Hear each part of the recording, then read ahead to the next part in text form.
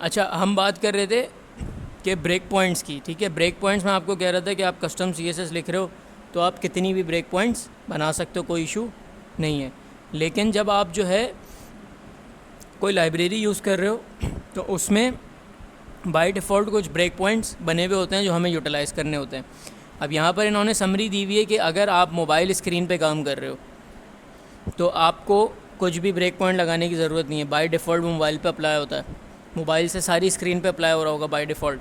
लेकिन अब आपने उससे ऊपर पे काम करना है। लाइक आप बात कर रहे हो, हमारे पास जो लास्ट मोबाइल स्क्रीन का साइज़ होता है 320 से स्टार्ट होके 425 और उसके ऊपर जाता है कहाँ तक, जब तक हमारे पास टैबलेट शुरू नहीं हो जाता।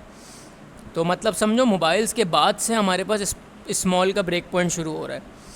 ठीक है, तो आप SM लगाने के बाद कोई चीज़ लगते हो तो वो कहाँ से स्टार्ट होती है, 576 पिक्सल जब पहुँच जाएगा तो उसके बाद वो चीज़ें अप्लाई होना शुरू होंगी।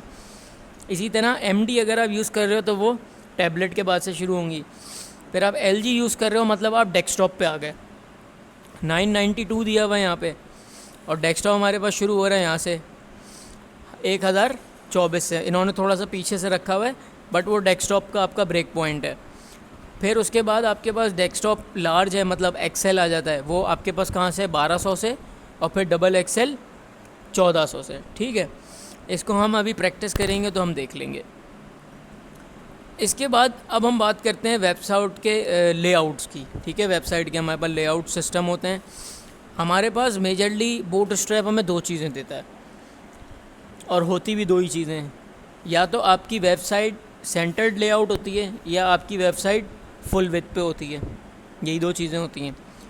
तो उसके लिए हमारे पास इन्होंने दिया हुआ है कंटेनर। ठीक है भाई, कंटेनर का मतलब होता है कि आपने क्या कर दिया, अपनी वेबसाइट को सेंटर लेआउट कर दिया।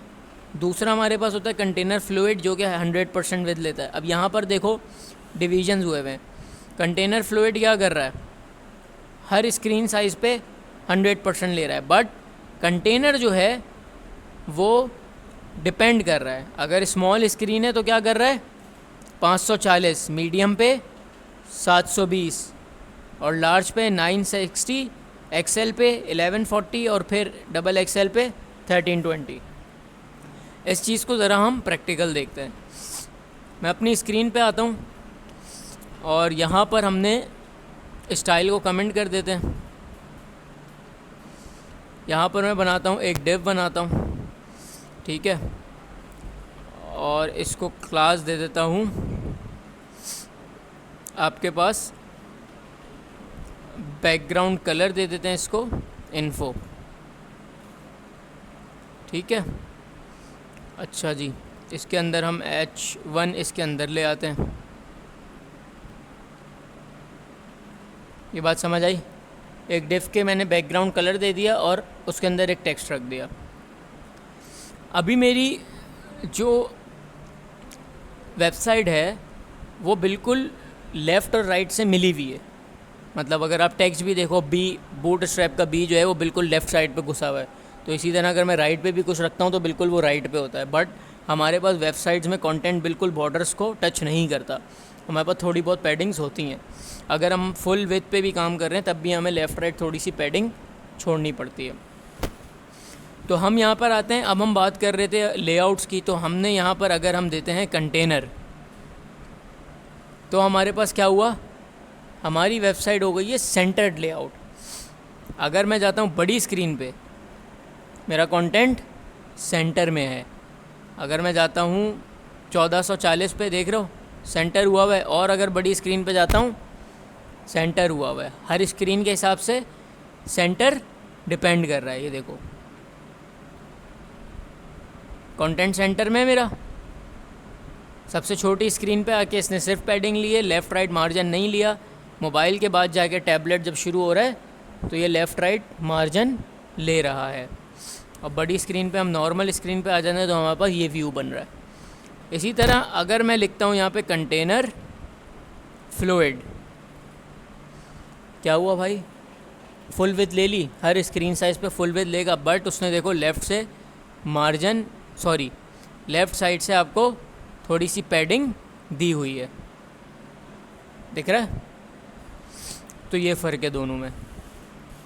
अब हम जो कॉइन बेस की असाइनमेंट कर रहे थे उसमें भी क्या हुई थी, सेंटर लेआउट पे थी पूरी वेबसाइट, क्योंकि इन दी एंड हमारे पास जब बड़ी स्क्रीन होते जा रही थी तो वो कंटेंट सारा सेंटर में था और लेफ़्ट राइट से स्पेस बढ़ रही थी, कंटेंट आपका लेफ़्ट और राइट पे मूव नहीं हो रहा था। यहाँ तक बात क्लियर है।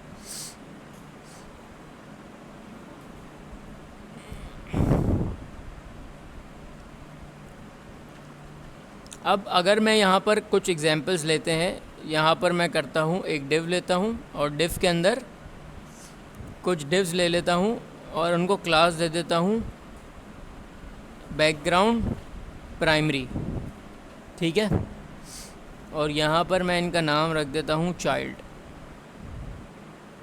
3 क्लासेस मैंने ले ली और इनको हम मार्जिन दे देते हैं थोड़ा सा। अच्छा, मार्जिन हम यहाँ पे कैसे देते हैं बूटस्ट्रैप में, फ्रॉम 0 to 5। 0 का मतलब कुछ भी नहीं है, 1 2 3 4 5। अगर मैं 1 पे जा रहा हूँ तो 1 देखो यहाँ पे कितना होता है इसका 0.25 रैम, ठीक है। रैम के हिसाब से 25 मतलब 0.25 बढ़ता रहेगा, ये 5 हो गया। फिर यहाँ पे 3 पे आके 1 रैम है, फिर यहाँ पर आके 0.5 बढ़ रहा है, 4 हो गया, और 5 पे आके फिर डबल हो गया, 3 रैम पे आ गया। ऑटो आपको क्या करता है, लेफ़्ट और राइट से बराबर का मार्जिन देके कंटेंट आपका सेंटर में ले आता है। तो हमने अभी इसको दे दिया मार्जिन 1। हम अपनी वेबसाइट पे आए, हमारे पास ये डिस्प्ले आ रहा है, ठीक है। अब मैं ये चाह रहा हूँ भाई कि जब मैं हूँ मोबाइल स्क्रीन पे तो ठीक है, मोबाइल स्क्रीन पे एक वक्त में एक चाइल्ड दिख रहा है, यहाँ तक ठीक है, यहाँ तक ठीक है। लेकिन जब मैं आया टैबलेट पे, टैबलेट का मतलब यहाँ पे कौन सा ब्रेक पॉइंट आ गया। अगर हम ब्रेक पॉइंट्स पे जाएं, हम टैबलेट में बात कर रहे हैं मीडियम स्क्रीन की, तो अब मीडियम पे मैं चाह रहा हूँ क्या हो जाए, ये रॉ में आ जाए। अच्छा, बाय डिफ़ॉल्ट हम यहाँ पे क्या करते हैं, चलो कुछ भी नहीं, यहाँ पर हम इस तरह रखते हैं। और हमने क्या करा, अब हम करेंगे डिस्प्ले फ्लेक्स कहाँ पर, मीडियम पे। तो हमने किया डिस्प्ले MD, बीच में हमारे पास ब्रेक पॉइंट, और हमने क्या दे दिया, मतलब अब क्या होगा, टैबलेट और उससे आगे की स्क्रीन्स पे ये रॉ में आ जाएगा, आ गया रॉ में। और अगर हम इससे छोटी स्क्रीन पे जाते हैं तो कॉलम में आ गया। यही चीज़ अगर मैं आगे वाले ब्रेक पॉइंट पे मतलब डेस्कटॉप पे करना चाहूँ तो यहाँ क्या कर दिया मैंने, LG पे कर दिया इस काम को।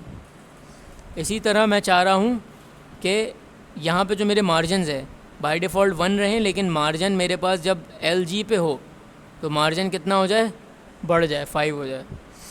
तो यहाँ पे मैं जब इस पे आया तो मार्जिन देखो कितना ज़्यादा हो गया। ये बात समझ आ रही है। तो इस तरह हम यहाँ पे इसको रिस्पॉन्सिव करेंगे ब्रेक पॉइंट्स की बेसिस पे।